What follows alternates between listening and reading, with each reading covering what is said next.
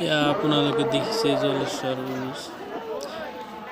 ইয়াত প্ৰতি বছৰে 3 দিনকৈ উৰুষ হয়। দেশী বিদেশী অগণন ভক্তই আহি উপস্থিত হয় তেওঁলোকৰ বিভিন্ন মনৰ কামনা লৈ পীৰৰ ওচৰত প্ৰাৰ্থনা জনাবলৈ। এই দৰগাত প্ৰতি বছৰে 3 দিনীয়া উৰুষৰ কাৰ্যসূচী। লাখ লাখ দেশী বিদেশী বিভিন্ন স্থানৰ পৰা মানুহে আহি ভিৰ কৰে। ইয়াৰ মূল পীৰজনৰ নাম হ'ল নাছিৰুদ্দিন